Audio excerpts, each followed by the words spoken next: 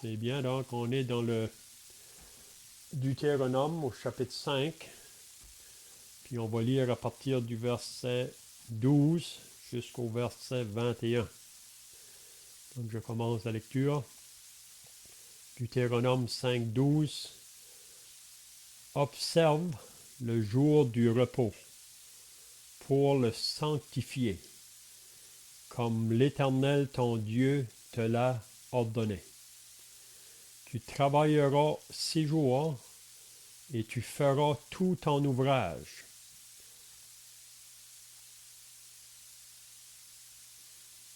Et le 7e jour est le jour du repos de l'Éternel, ton Dieu.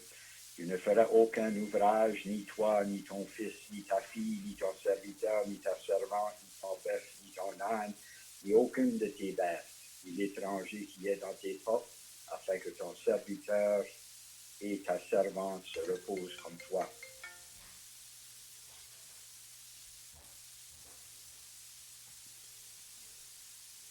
Tu te souviendras que tu as été esclave au pays d'Égypte et que l'Éternel, ton Dieu, t'en a fait sortir à main forte et à bras étendus.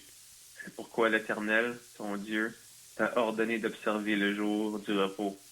Honore ton père et ta mère, comme l'Éternel, ton Dieu, te l'a ordonné, afin que tes jours se prolongent et que tu sois heureux dans le pays que l'Éternel, ton Dieu, te donne.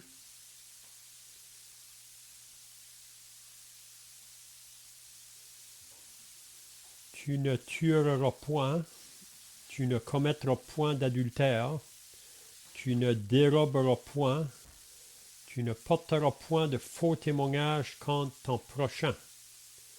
Tu ne convoiteras point la femme de ton prochain, tu ne désireras point la maison de ton prochain, ni son champ, ni son serviteur, ni sa servante, ni son bœuf, ni son âne, ni aucune chose qui appartienne à ton prochain. Amen. C'est bien, donc, si vous étiez là la semaine passée, on avait regardé là, concernant les commandements, puis il faut toujours se rappeler que ici, dans le Deutéronome, c'est vraiment la répétition de la loi. Deutéronome, c'est ça que ça signifie vraiment, répétition de la loi ou seconde loi. Puis la raison, c'est parce que cette loi-là a été donnée à la première génération de ceux qui avaient sorti du pays d'Égypte, là, à la montagne du Sinaï. C'est là que la loi a été donnée par Dieu. Mais on sait que cette première génération-là, même après qu'ils avaient dit qu'ils allaient mettre en pratique ces choses, et on dit on va faire tout ce que Dieu nous a dit, mais cette génération-là a prouvé le contraire. Puis c'est la raison pourquoi ils sont tous morts dans le désert. Mais ici, quand Moïse répète cette loi, c'est à la deuxième génération. Probablement que cette deuxième génération-là, beaucoup d'entre eux, quand que Dieu a donné cette loi à la première génération, étaient peut-être juste des enfants, très jeunes. Mais c'est vraiment à eux maintenant que Moïse va répéter de nouveau cette loi, parce que c'est eux qui vont faire leur entrée dans le pays promis, là. On avait dit que le Deutéronome est divisé en 3 parties. Il y a le côté que Moïse parle du passé, présent et le futur. Puis on sait que Moïse, lui, ne va pas entrer non plus dans le pays. Il va mourir avant que le peuple rentre dans le pays. Puis on sait que c'est Josué vraiment qui va prendre la place de Moïse pour faire entrer le peuple dans le pays promis. Donc, qu'est-ce qu'on voit dans le Deutéronome?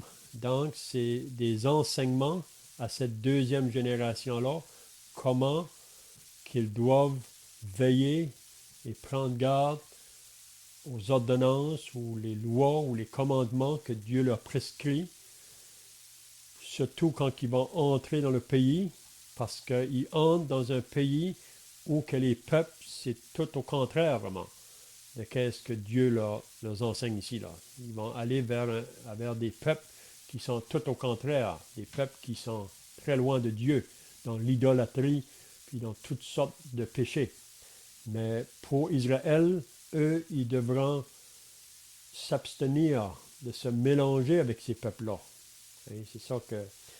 Mais c'est triste, si vous connaissez l'histoire d'Israël, même à cette génération ici, cette deuxième génération, que Moïse va répéter la loi, même eux, ils vont aussi faillir.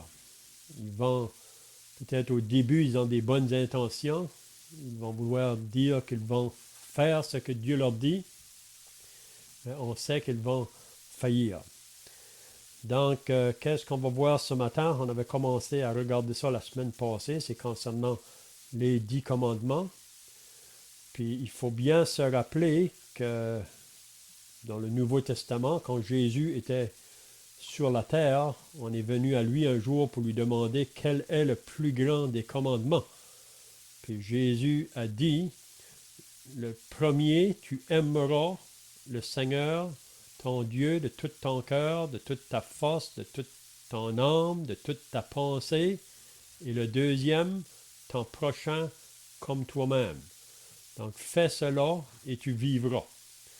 Donc, on pourrait dire que dans ces deux commandements, les deux plus grands commandements, ça accomplit vraiment les 10 que Dieu avait donnés là à Israël, à la montagne du Sinaï. Donc, tu aimeras le Seigneur ton Dieu de tout ton cœur. Puis on sait que par nature, parce que l'homme est pécheur de nature, l'homme ne peut pas accomplir cette loi.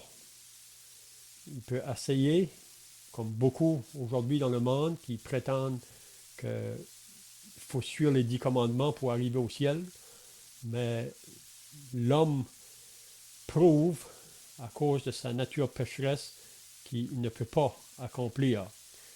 Puis, quand que Jésus dit que le premier commandement, c'est aimer ton Dieu de tout ton cœur, de toute ta force, de toute ton âme, de toute ta pensée, il y a des personnes aujourd'hui qui voudraient dire qu'ils aiment Dieu, mais de dire qu'on aime Dieu, c'est pas assez. Il faut le prouver.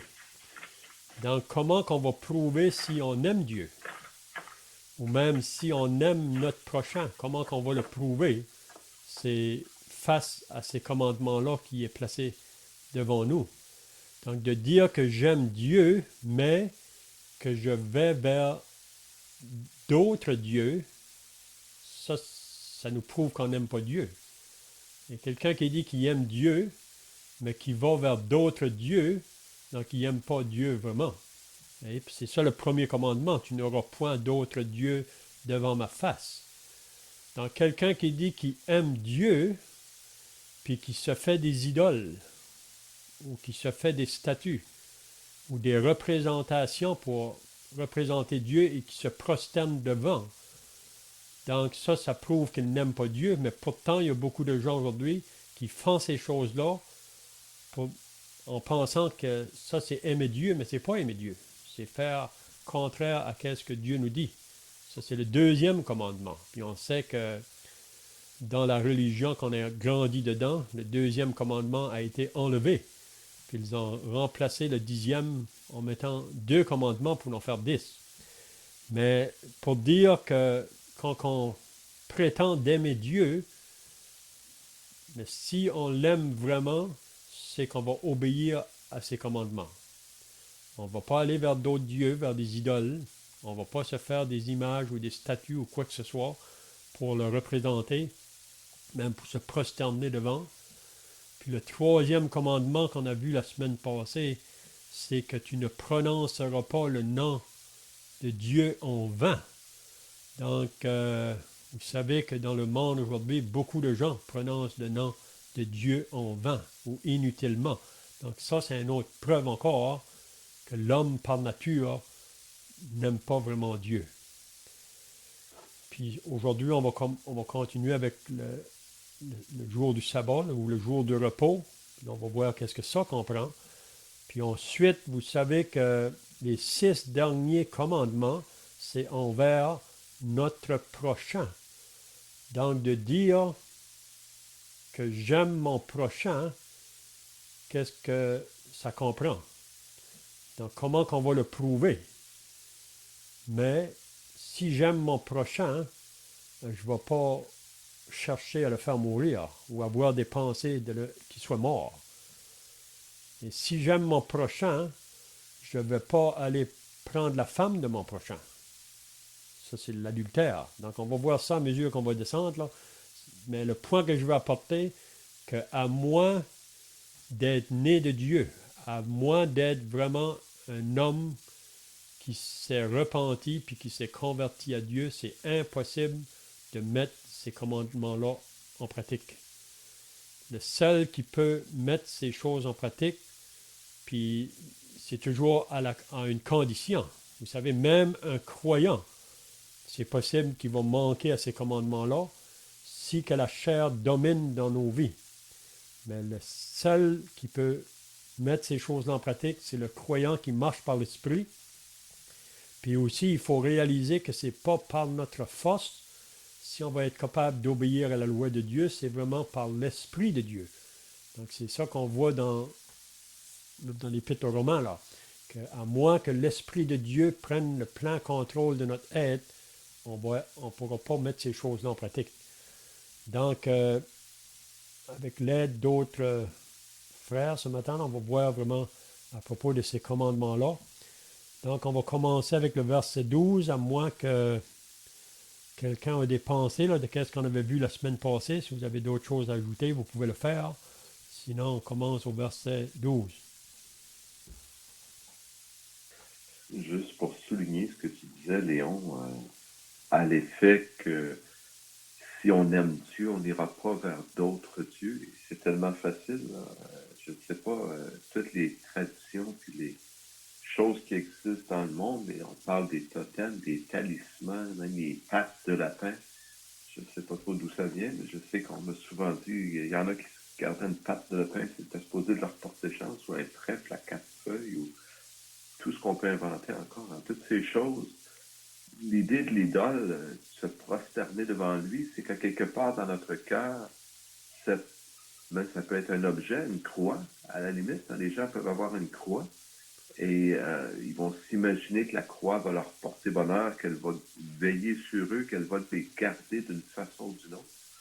Donc vraiment, l'idole, ça peut être l'argent. L'idole, à quelque part, nous achète une sécurité, si on veut. Le bonheur, la quiétude, le confort qu'on aimerait avoir, la santé, quoi que ce soit. Il faut bien saisir que tout ce qui prend la place de Dieu. Donc, Dieu a mis des choses sous notre contrôle. Je suis capable de décider à quelle heure je vais me coucher ou je vais me lever. Je suis capable de faire telle ou telle chose. Mais il y a des choses pour lesquelles on n'a aucun contrôle réel.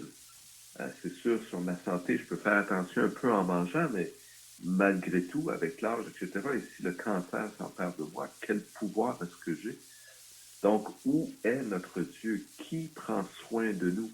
Et est-ce qu'on va déclarer Dieu hors contrôle parce que les choses ne se passent pas comme nous, on aurait souhaité qu'elles se passent? Donc, c'est très facile d'avoir une idole. Et l'exemple que je voulais donner vraiment, c'est parce que tu dis on n'aura pas d'autre Dieu, c'est celui de l'adultère. Si on aime notre femme, notre mari, si on est une femme, moi je suis un homme, c'est pour ça que je dis notre femme, mais si on aime notre femme, il est normal qu'on ne tendra pas vers une autre femme, même dans notre cœur. Donc, l'adultère, c'est plus que de simplement aller vers une autre femme. C'est que notre cœur déjà penche vers une autre femme, est attiré vers une autre femme et se laisse attirer. Donc, on a la même chose, vraiment un parallèle qu'on peut faire avec Dieu, et même, peut-être que tu avais, ou tu vas le mentionner, mais c'est le passage dans l'Ancien Testament où Dieu parle par les prophètes et s'adresse à son peuple et il leur parle, il leur dit qu'ils sont des adultères parce qu'ils se sont tournés vers d'autres dieux. Donc, c'est vraiment d'insister sur ce commandement qui semble être banal de aimer Dieu, comme tu le mentionnais, Léon, mais vraiment notre cœur a toujours tendance à se tourner vers autre, vers on veut faire comme une deuxième porte de sortie. Hein. La première porte de sortie, on en a une, on va dire c'est le chemin de Dieu, mais aussitôt que ça ne marche pas comme on le pense, on va se tourner vers autre chose. Donc, c'est ça qui est de se détourner de Dieu, d'être adultère aussi. Juste vitement, je pourrais peut-être souligner aussi, à l'époque où ça avait été écrit dans ce temps-là, mais le monde avait le concept de religion, même parmi les païens. On pourrait considérer le premier commandement, ça parle d'aimer, on pourrait parler de ce qui n'est pas vu, c'est des affections, ça parle du cœur. Donc, le premier commandement, on pourrait associer ça à ce qui n'est pas vu, le Dieu invisible, le Créateur. Deuxième commandement, ça fait avec tes yeux, parce que l'homme qui ne peut pas voir le Dieu invisible va s'en faire un qui peut voir. Et le contexte ici serait la religion et les idoles religieuses. Mais Satan, dans ces derniers temps, avec l'invention de la télévision, on pourrait dire qu'il y a plusieurs autres sortes d'idoles aujourd'hui qui remplacent, et ça c'est pour la terre. Donc la télévision est, on pourrait dire, mentionner ça comme étant un idole qui parle, un idole qui nous montre beaucoup de choses. Mais pas rien que ça. Il y a tous ceux-là qui sont sur les médias. Il y a les personnes à Hollywood. Ils les appellent les étoiles ou les stars en anglais. C'est pas pour rien, ça. Il y a des personnes qui révèrent ces personnes-là. Ils les adorent. Les joueurs de hockey ici au Canada, le sport national. Même chose. Donc, ça, c'est une autre forme d'idolâtrie, une autre forme. Donc, c'est juste des choses pour être actuelles aujourd'hui. C'est pas seulement la question de religion aujourd'hui, mais on peut tomber dans le piège que les choses de ce monde ici sont visées afin que nos yeux soient détournés de Dieu et des choses de vérité spirituelle.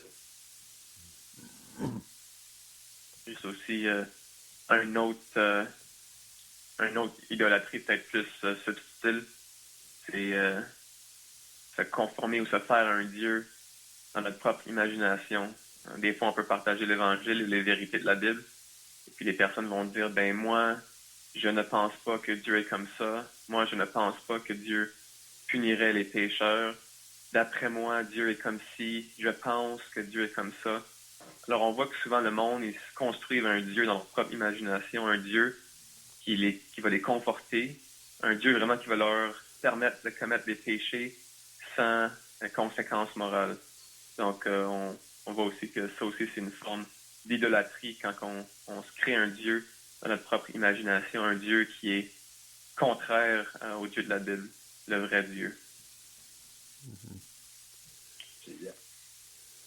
Donc, c'est vraiment le point que je voulais amener au début, là, c'est que l'homme naturel, puis même Israël, qui était un peuple que Dieu a choisi, pas parce qu'ils étaient meilleurs que les autres peuples, mais Dieu les avait choisis pour les mettre à part, afin que ce peuple-là soit un témoignage pour lui sur la terre, qu'il soit une lumière pour les nations. Mais ce peuple-là a failli vraiment face à ces commandements-là. Puis les seuls vraiment qui pouvaient obéir à ces commandements-là, c'est vraiment ceux qui se sont repentis puis qui ont cru réellement en Dieu, qui pourraient obéir à ces commandements-là. Mais comme j'ai dit tout à l'heure, c'est seulement quand que l'homme croyant marche par l'Esprit de Dieu qui va être capable d'obéir à ces commandements-là. Puis, comme j'ai dit tout à l'heure, ce n'est pas par nous-mêmes. Et c'est comme Paul peut dire dans l'Épître aux Galates, j'ai été crucifié avec Christ, et si je vis, ce n'est plus moi qui vis. C'est Christ qui vit en moi.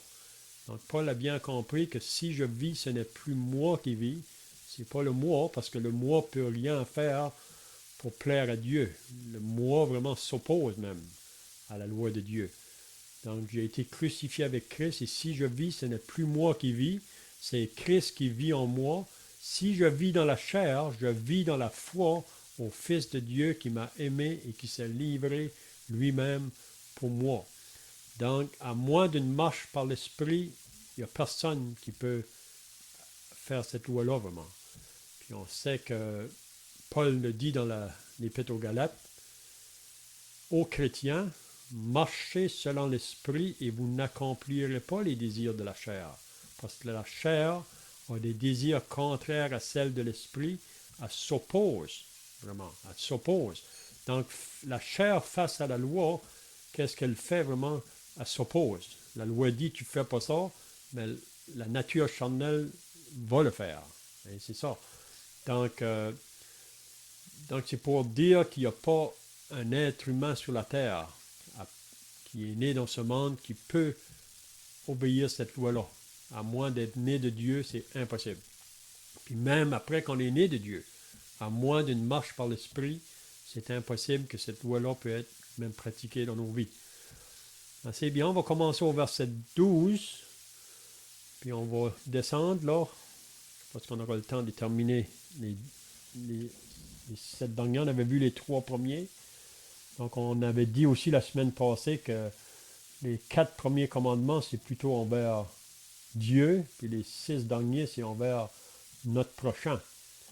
Donc on va au verset 12. Là, il parle d'un jour de repos. Puis ça, il faut bien comprendre que ce jour-là, c'est dit pour Israël. Observe le jour du repos pour le sanctifier comme l'Éternel, ton Dieu, te l'a ordonné. Puis là, il va dire, tu travailleras 6 jours et tu feras tout ton ouvrage. Mais le 7e jour, qui est le samedi, est le jour du repos de l'Éternel, ton Dieu. Tu ne feras aucun ouvrage, ni toi, ni ton fils, ni ta fille, ni ton serviteur, ni ta servante, ni ton bœuf, ni ton âne, ni aucune de tes bêtes, ni l'étranger qui est dans tes portes, afin que ton serviteur et ta servante se reposent comme toi. Puis là, il va dire, tu te souviendras. Donc, il demande à Israël de se souvenir d'où il était auparavant, que tu as été esclave au pays d'Égypte et que l'Éternel, ton Dieu, t'en a fait sortir à main forte et à bras étendus. C'est pourquoi l'Éternel, ton Dieu, t'a ordonné d'observer le jour du repos. Donc, qu'est-ce que Israël devait comprendre ici, quand ce commandement lui a été donné, d'observer le jour du repos. Donc, qu'est-ce que quelqu'un a des pensées là?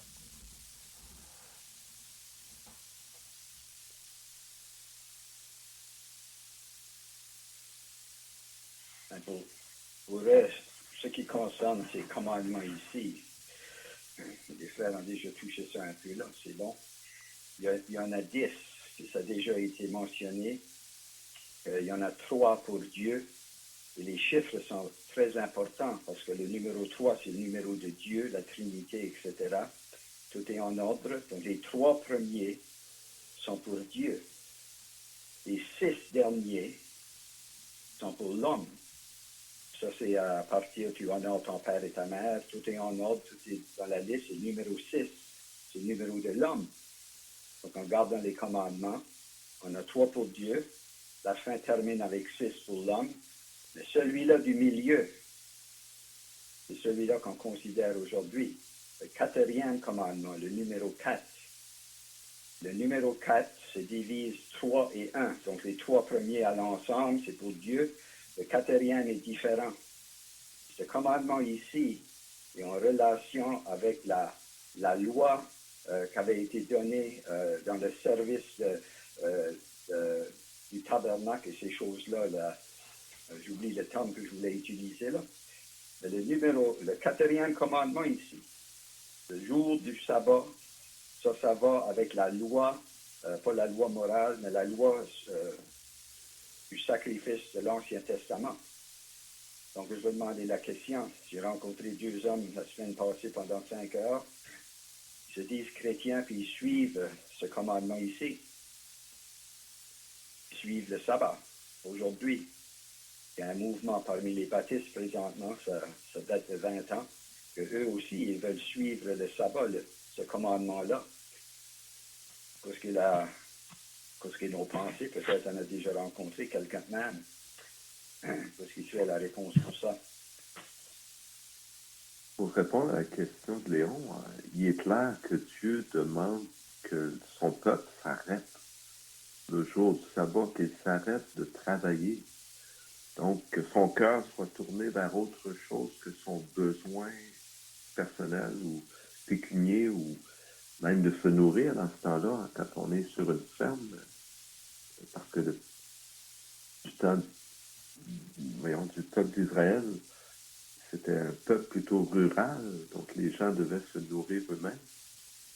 Et Dieu demande de mettre un temps à part et de se reposer. Et c'est au point même que on a, je pense, dans l'Exode, l'exemple de cet homme qui, le jour du sabbat, est sorti dans le désert pour ramasser du bois et les gens l'ont vu et le châtiment, la conséquence de cette désobéissance a été la mise à mort de cet homme-là. Donc, réellement, Israël, c'était un commandement, c'était une loi. Il ne devait pas du tout travailler.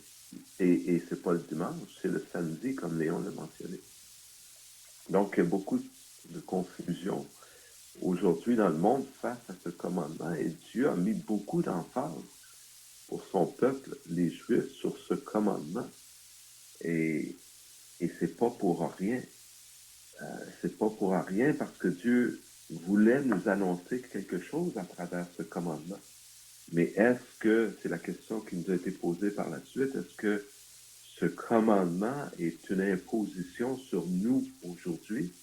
Est-ce que nous devons mettre de côté une journée pour ne point travailler, ne faire rien? C'est la question qui nous est posée. Le Nouveau Testament en parle. Donne la réponse, si on veut, à cette question-là. Je ne rentrerai pas tout de suite dedans, peut-être Léon, tu voulais... Mais une chose qu'on peut dire, que le quatrième commandement que Dieu demandait pour Israël, c'était pour leur bénéfice ou leur bienfait. Vous savez, c'était pas pour mettre une charge sur eux autres. Parce que l'homme a besoin de se reposer. Okay? Donc, il dit, tu vas travailler 6 jours, puis le 7e jour, ça sera un jour de repos. Dieu a mis un jour à part pour le bienfait de l'homme. Okay? Ça, c'était, comme on dit, pour Israël sous l'Ancienne Alliance. Et moi, je crois qu'associé à la Nouvelle Alliance, on a commencé un nouveau jour. Okay? Donc, quand on lit le Nouveau Testament attentivement, on va voir que dans la Nouvelle Alliance, le peuple de Dieu, leur jour, c'est le premier jour de la semaine. Mais ce n'est pas sur le même terrain que le jour du sabbat pour Israël dans l'Ancien Testament. Okay? Donc, pour nous, aujourd'hui, associés à la Nouvelle Alliance, le premier jour de la semaine, on ne pourrait pas dire que c'est un jour de repos,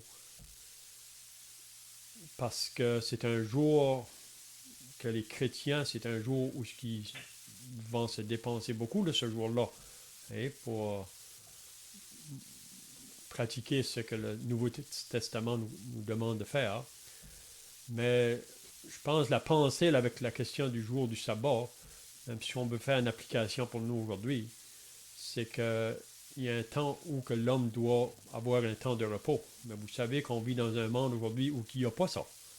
Et l'homme aujourd'hui veut profiter de plus qu'il peut pour lui-même. Il n'y a aucun temps pour Dieu. Aucun temps pour Dieu.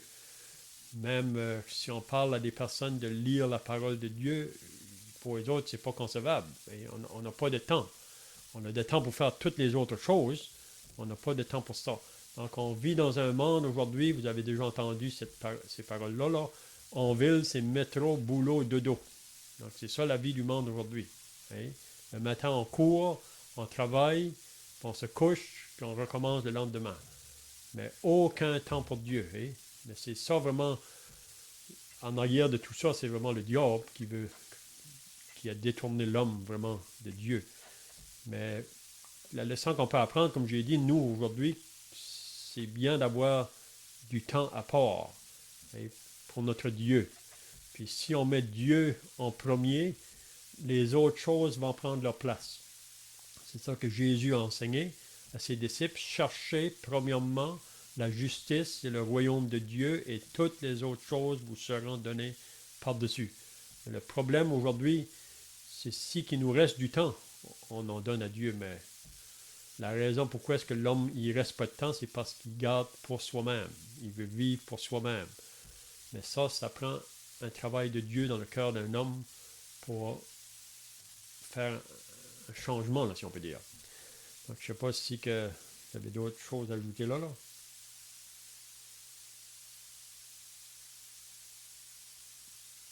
Donc, pour être clair, vraiment, Commandement ici. OK, c'est juste pour dire, pour être Ce clair, commandement ici, OK, c'est bon.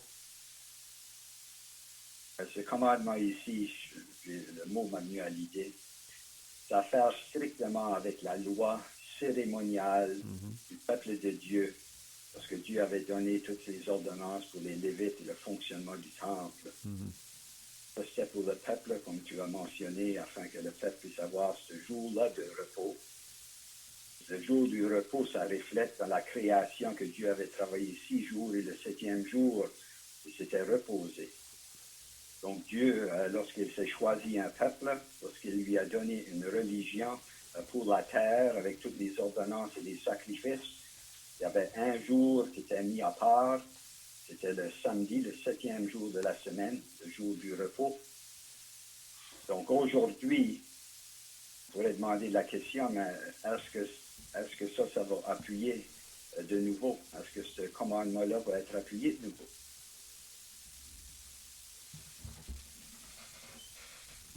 En fait, si on regarde dans le Nouveau Testament, Jésus a rencontré beaucoup d'opposition face à ce qu'il faisait et face au jour du repos, le jour du sabbat. Et Jésus va chercher à instruire son peuple, comme le disait Léon, le sabbat avait été donné comme une bénédiction pour Israël, pour lui rappeler qu'on n'est pas des machines. Et on pourrait rentrer dans des études qui ont été faites même en Russie, comme quoi il s'était dit, pour gagner en efficacité, on va faire travailler les gens 7 jours sur 7. Mais ils se sont rendus compte après quelques semaines, quelques mois, quelques années, que le rendement qu'ils obtenaient en laissant une journée de repos dans la semaine aux gens était meilleur que si les gens travaillaient 7 jours sur 7. Donc, on n'est pas des machines, on a besoin d'un repos, d'autant plus que ça nous donne un temps pour nous recueillir en famille, mais aussi avec le Seigneur. Donc, c'est une chose qui est bien, qui est bonne pour l'homme, et le Seigneur a rencontré beaucoup d'opposition lui-même dans ce qu'il faisait le jour du sabbat, mais il est clair dans Hébreu que lorsque Dieu, et ça vient d'être dit, la raison du jour du sabbat, c'est que Dieu s'est reposé le 7e jour. Mais j'espère qu'il est clair pour chacun qui écoute que Dieu n'a pas besoin de se reposer le 7e jour. Dieu n'est pas fatigué le 7e jour. On se souvient d'Élie sur la montagne, comment il se riait des faux prophètes de Baal et qu'il disait, mais parlez plus fort, hein, peut-être qu'il dort, peut-être que... Mais Dieu ne dort jamais. Dieu n'a pas besoin de repos. Dieu n'est pas... Il y a un verset dans la Bible qui nous dit, tu as pensé que je te ressemblais. Dieu nous est très différent. Nous, on a des besoins que Dieu n'a pas. Et donc, pourquoi Dieu s'est reposé? C'est que Dieu avait un message pour nous. Déjà, au début, dans la création, Dieu avait mis cette parenthèse, si vous voulez, ce message qui nous est expliqué dans Hébreu. Pourquoi Dieu le fait. Donc, Hébreu nous explique clairement que le sabbat a été donné aux Juifs comme, si vous voulez, un exemple, comme un jour de repos. Mais Dieu avait en vue un autre repos. C'est celui qu'il nous donne par Jésus son Fils. Un jour de repos qui est un jour éternel en réalité où on se repose de nos œuvres mortes. Donc Dieu parle de ces choses, nous explique ces choses dans Hébreu.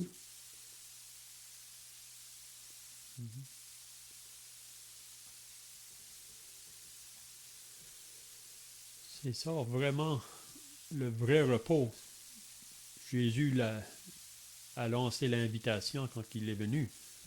Parce qu'il est venu vers un peuple qui n'était pas reposé, un peuple qui était chargé, qui était fatigué.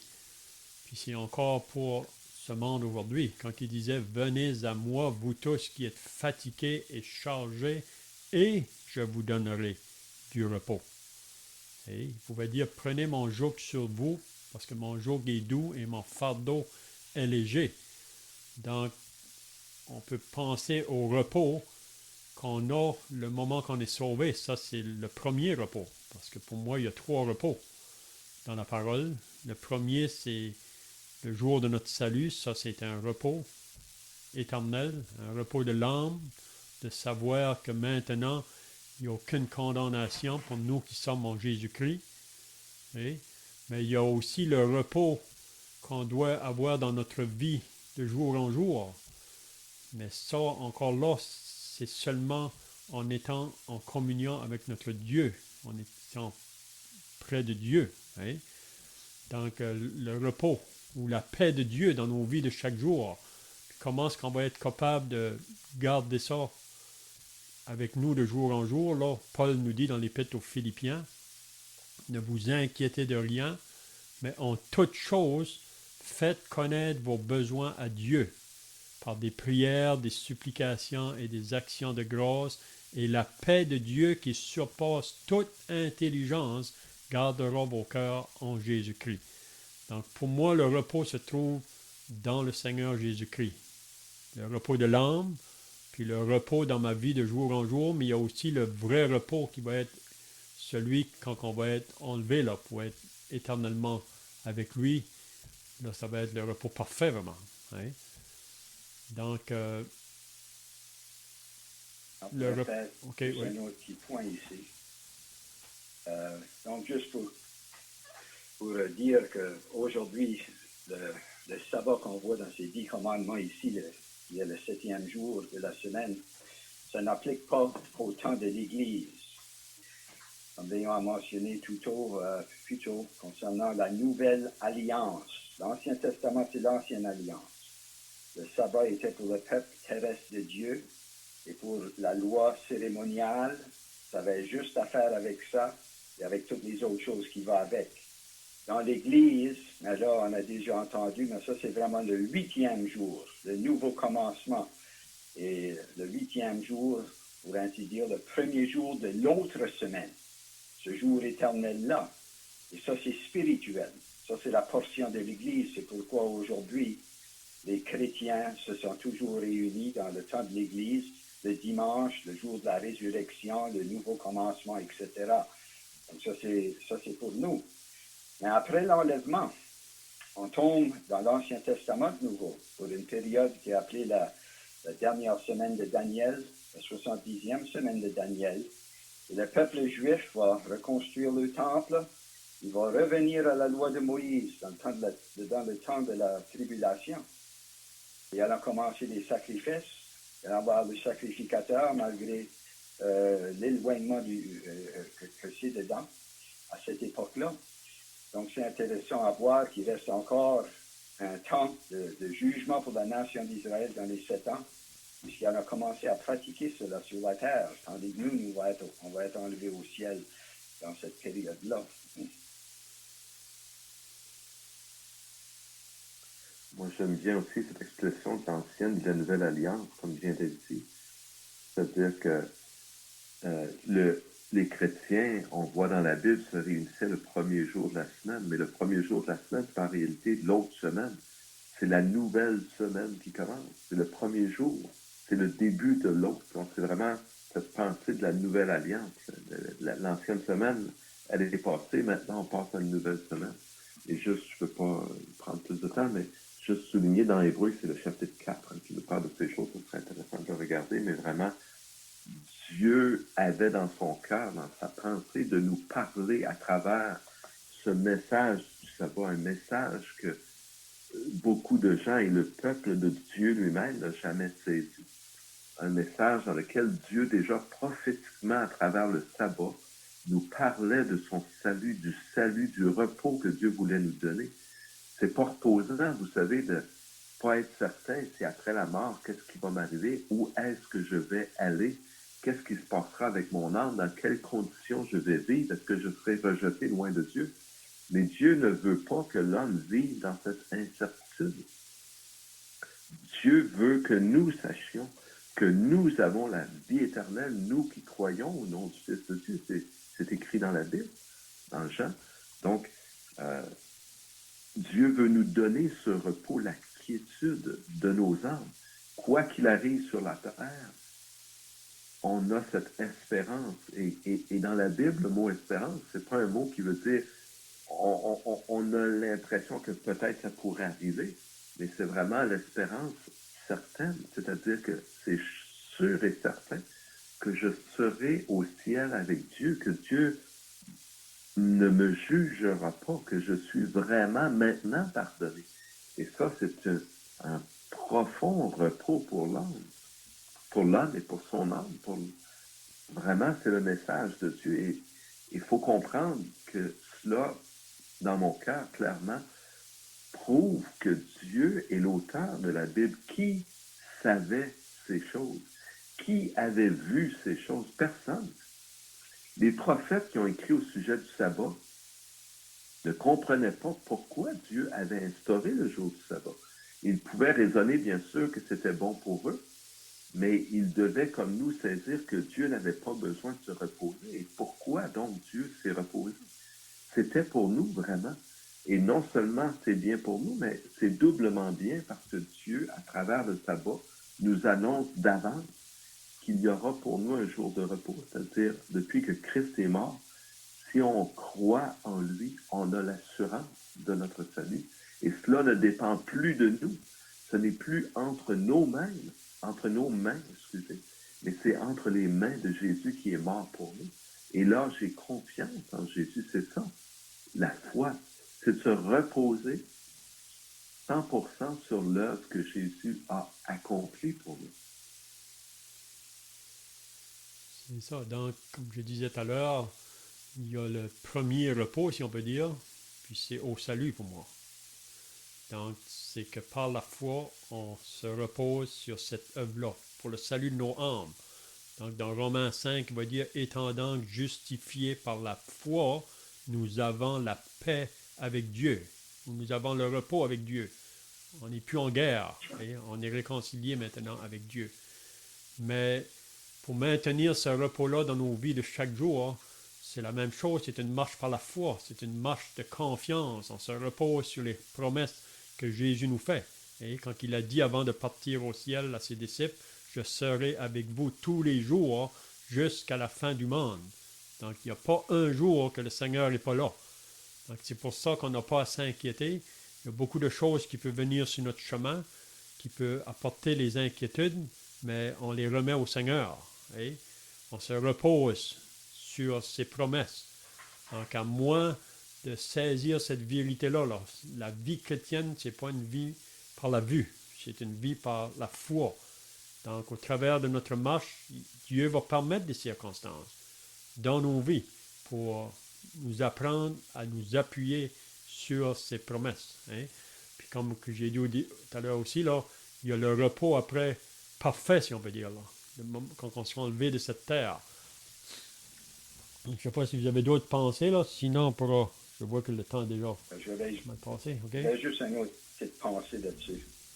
Comme le frère a mentionné, comme le premier jour de la semaine, mais je voudrais juste regarder que c'est le 8e jour de la semaine.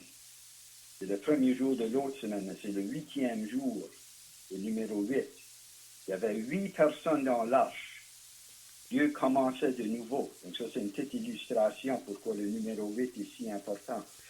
On a ça dans le chant des cantiques des enfants, là. Donc le numéro 8. Si on regarde à la création, il y avait 6 jours de travail, il y avait le jour du repos.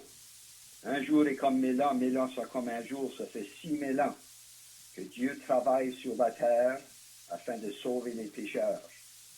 Lorsque le Seigneur Jésus sera revenu après les 6000 ans, il va y avoir 1000 ans de repos, le millénium, 1000 ans, un autre jour. Ça, c'est le 7e jour. C'est vu dedans, même dans la création. 6 jours, un jour de repos. Et après le millénium, après le jugement dernier, c'est le jour éternel, c'est le 8e jour, pour l'éternité. Un autre, ça c'est le jour éternel, et c'est préfiguré présentement par l'Église. Donc c'est intéressant à voir, c'est ça qui a passé de l'Ancienne Alliance, l'Ancien Testament, au Nouveau Testament, avec cette nouvelle alliance, le sang du Seigneur Jésus, qui a introduit quelque chose de spirituel. Et maintenant, on a une pleine compréhension du plan de Dieu sur la terre et ce que Dieu voulait nous révéler dans sa parole. Ouais, c'est comme tu dis, à la fin de toute chose, c'est vraiment le jour de Dieu qui va être établi. Parce qu'il y a vraiment 4 jours qui nous est parlé là. Il nous parle du jour de l'homme, le jour de Christ, le jour du Seigneur, puis le jour de Dieu. Donc le dernier, vraiment, c'est comme tu viens de dire, ça va être le jour de Dieu concernant le nouveau ciel, la nouvelle terre. Là. Ça va être établi dans ce temps-là. Ça, OK. ça, c'est les 4 premiers commandements. C'est ça.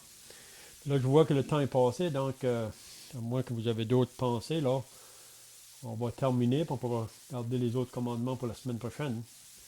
Je ne pensais pas qu'on serait aussi longtemps dans le 4e, mais c'est bien de comprendre cette vérité-là parce que on sait qu'il y a beaucoup de confusion dans le monde concernant ce jour-là. S'il n'y a pas d'autres pensées, là, quelqu'un peut terminer par la prière. Ô notre Dieu, notre Père, tu as eu égard à l'homme depuis même avant la création, mais on voit et on l'a regardé aujourd'hui dans ta parole, Seigneur, qu'au commencement, tu créas le ciel et la terre et tu instituas ce 7e jour, ce jour de repos. Et sa pensée, Seigneur, dans ton cœur était pour nous, parce que tu désirais, oui, que l'homme ait du repos et que nous puissions voir ce repos, mais aussi que nous puissions comprendre que tu annonçais déjà ainsi prophétiquement le salut que tu avais en vue pour nous, en Jésus ton Fils, notre Sauveur. Avant même que le péché rentrât dans le monde, Seigneur, tu savais déjà que ces choses allaient se produire. Seigneur, rien n'échappe à ton contrôle. Nous avons vu aujourd'hui, Père, comment le cœur de l'homme peut se confier dans des idoles. Mais toi, tu es le seul qui voit l'avance et qui comprend. Et dans nos cœurs, nous pourrions dire, mais pourquoi Dieu a permis ainsi que le péché entre dans le monde? Et avec le péché, toute cette douleur, cette souffrance, cette mort. Seigneur, nous savons et nous avons cette confiance que tout ce que tu fais est fait dans ta sagesse. Une sagesse qui nous dépasse et que nous ne pouvons saisir entièrement. Mais nous savons, Seigneur, qu'il y a des choses qui viennent de toi et que tu poursuis un but et que tu l'as atteint ou que tu l'atteindras. Seigneur, nous savons que nous pouvons donc pour nos vies, même lorsque nous ne comprenons pas, nous confier en toi, nous appuyer sur toi. Aide-nous donc, Seigneur, dans cette marche par la foi, comme cela a été dit aujourd'hui, qui peut le faire? Seigneur, si ce n'est toi, ton Fils, qui a parfaitement accompli ta loi et tes commandements. Et en lui, Seigneur, nous nous reposons et sur lui, nous nous appuyons pour ton pardon, pour la vie éternelle, pour ce repos pour nos âmes. Amen. Amen. Amen.